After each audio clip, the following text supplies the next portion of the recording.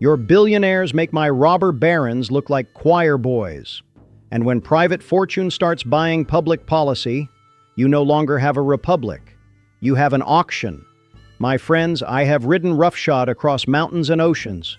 I have led men into battle as a rough rider, and taken the helm of this republic when it was in peril. I am Theodore Roosevelt, and if there is one thing I learned, power unrestrained corrupts the Commonwealth and grinds the common man into the dust. I have seen that your modern billionaires make my robber barons look like choir boys. What a shame. I was clearly not severe enough in my remedies. In my day, there were Carnegie and Rockefeller, men who controlled whole industries and bent commerce to their will. I took up the cudgel. I sued the Northern Securities Company. I ordered trust prosecutions until corporate consolidation learned the law was not an empty phrase. I did not seek to destroy enterprise. I sought to tame it, to make it serve the people rather than rule them. Look at what you have now. Fortunes greater than many nations. Empires built not by steel and rail alone, but by monopolies of information, logistics, and credit. When a man can command such power, he can shape markets, shape culture, and worse, shape policy. If wealth is permitted to purchase legislation, if lobbyists can buy the law, then your republic becomes an auction block. A republic, if you can keep it, is not meant to be for sale. Sadly, it looks like your America has already been bought and sold. It was never supposed to have become like it is now. So what should be done? First, enforce the law. Antitrust is not a slogan. It is a duty. Break up monopolies that choke competition. It is the business of the state to see that the playing field is fair. I stood in the breach against combinations that strangled commerce. You must do the same. Second, regulate where necessary. When meat is packed in darkness and poisons find their way into the food of ordinary folk, the state must step in. I say this as the man who pushed for the Pure Food and Drug Act and the meat inspection laws. The safety of the people is no partisan ornament. It is the very business of government. If the public is to prosper, it must be protected from fraud, filth, and exploitative practices, whether from smokestacks or from invisible digital platforms. Third, bear in mind the laboring man. I brought capital and labor to the table during the anthracite strike. I told miners and mine owners alike that the nation had an interest in justice and peace. You cannot have a prosperous country when your workers endure conditions that would shame a civilized society. Fair wages, safe workplaces, the right to organize. These are not sops to sentiment.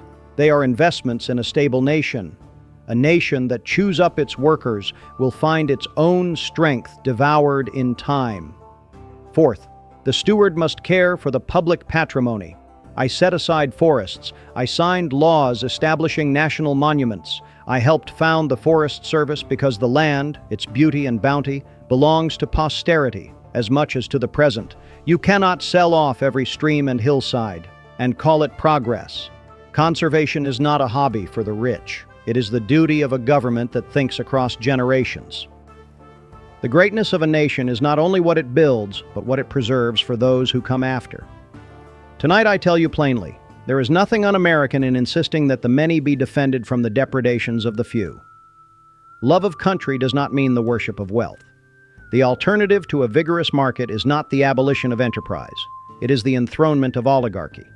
We must build a new nationalism for the present age, not vanity and parade, but a nationalism that uses the power of the state to guarantee fairness, preserve competition, and protect the weak, without needlessly crushing the strong. You will hear the cry, regulation stifles innovation. My answer, regulation that preserves competition promotes innovation. Where one hand controls the market, invention withers. When hundreds can try and fail and try again, progress marches. I would rather see 1,000 modest enterprises strive against each other than one monstrous trust dictate terms to all. And to those who hide behind patriotism while they enrich themselves, your flag will not save you from history. Leaders who croon pieties while hollowing out institutions are easily unmasked.